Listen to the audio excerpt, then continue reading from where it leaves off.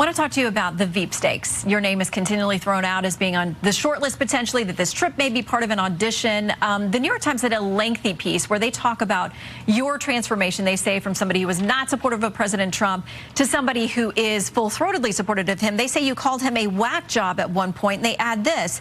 In August 2015, she told a New York radio station that he was insulting to women and that his candidacy would hurt the party's efforts to attract female voters.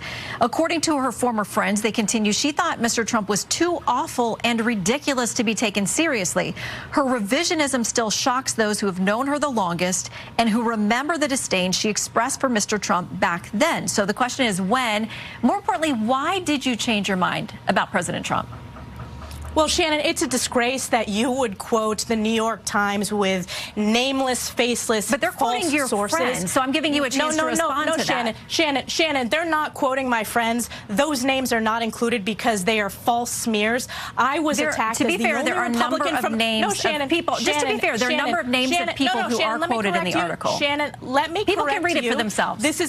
This is a false smear, and let me tell you a fact, Shannon. In 2016, I was attacked as the only elected Republican from the Northeast who voted for President Trump. Democrats spent hundreds of thousands of dollars attacking me for that fact. So to say that I didn't support him is just false. I have been proud to be one of the strongest supporters, going back to when he ran for 2016, which was when it was my first re-election to the House. I have strongly supported him. He is going to be the next president of the United States. The American people know that. My constituents know that. And I'm proud to be one of his strongest allies in Congress. I have always put my district first, New York 21 first, and America first. And this is an opportunity for us to stop the failures of Joe Biden and elect a president who led to a booming economy, a strong national security. But my record speaks for itself, Shannon.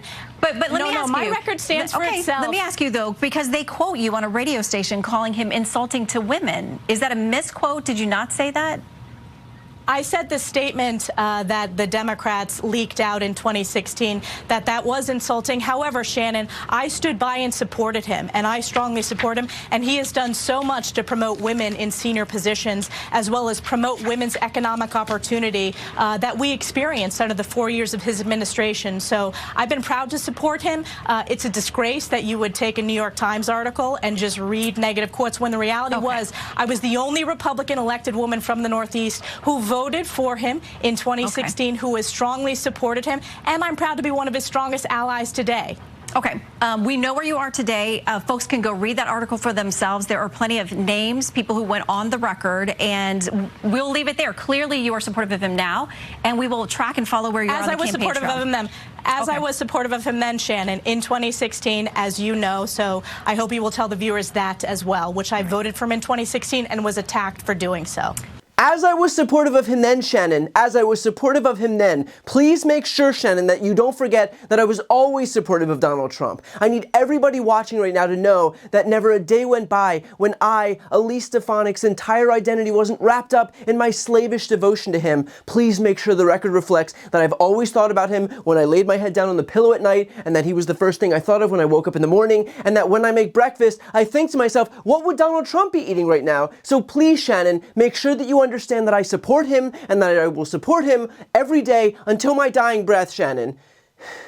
To reiterate, the question here was, why did you change your mind about President Trump? And despite the 2-minute-long filibuster, the answer is actually quite simple. It's because Elise Stefanik is a shameless, power-hungry, craven, lying, run-of-the-mill politician. She saw power in Donald Trump and decided to do whatever she could to align herself with it. She has no long-held principles, she has no values, she has no positions, she merely wants power. She is a leech who has attached itself to a host, which would be bad enough unto itself, but somehow worse is the fact that she denies the reality of what she is. I don't know what century Elise Stefanik thinks she's living in, but it's actually quite easy to find what she said on what's called the internet, which is a handy little tool that stores all of our past comments and answers and statements, which for Elise includes saying in 2016 that Trump would not become the Republican nominee for president. In Congress, she said that Trump should release his tax returns, which he never did. In 2015, she blasted candidates who she said disqualified themselves themselves by making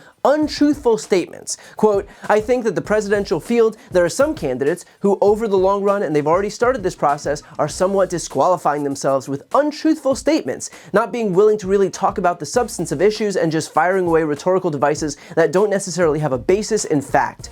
Wonder who she could have been referencing there. In 2016, she criticized Trump's fear-mongering, saying, unfortunately, it's tapping into the fear today of our security situation. I think we should expect more substance out of our candidates.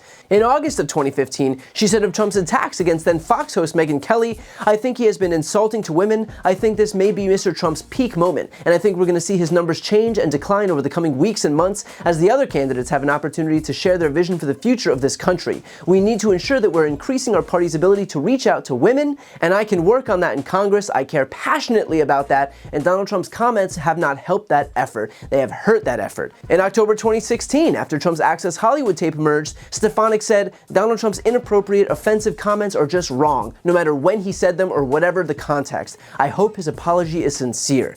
When Trump proposed a Muslim ban, Stefanik said, this is not who we are as a country, this is not according to our constitutional principle, and I associate myself with Speaker Ryan's comments, just saying that there's no place for what Trump said about Muslims in the country.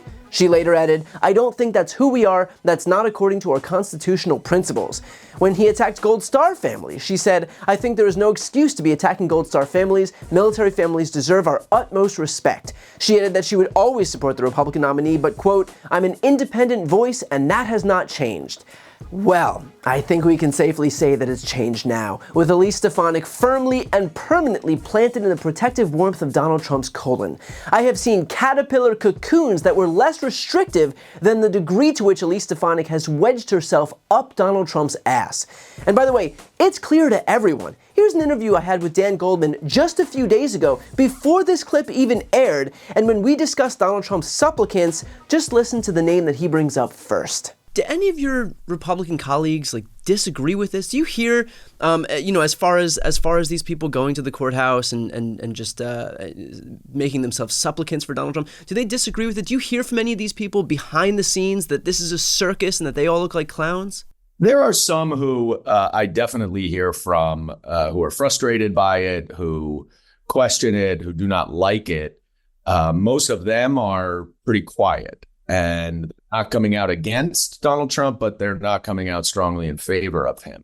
The ones who are coming out so strongly in favor of him are doing it out of pure personal and political ambition. I mean, when you look at someone like Elise Stefanik, who came into Congress as a moderate, thoughtful, reasonable Republican and did a 180 when she saw an opportunity to kiss Donald Trump's ass and try to emerge as a leader under the MAGA hat within the Republican Party.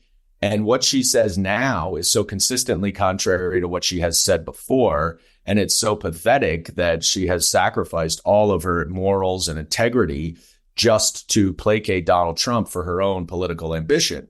And there are others like that as well. So it's a mixed bag. Well, the worst part about that is that she knows exactly who she's fooling by virtue of doing this. She's just, it's not the Democrats who can't see what she's become. It's her own audience that she's perfectly content to pull the wool over their eyes because she's just operating in blind deference to Donald Trump. So yeah, when Shannon Bream poses these questions to Elise Stefanik, she may clutch her pearls, she may start to feel woozy, she might even need someone to pull the fainting couch over, but the only person who apparently can't see what Elise Stefanik has become is Elise Stefanik. In the meantime, this should serve as a warning to all Americans that this is what the Republican Party has devolved into.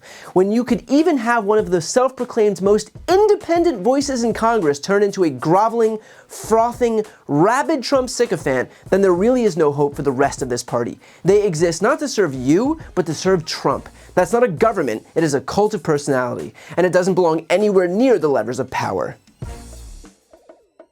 I've got a really exciting announcement. I've written a book. It's called Shameless. This book explores how Republicans have exploited their historical branding while attacking our democracy, how the media has proven itself a willful participant, and how Democrats can learn from this to rebalance the political scales and save our democracy.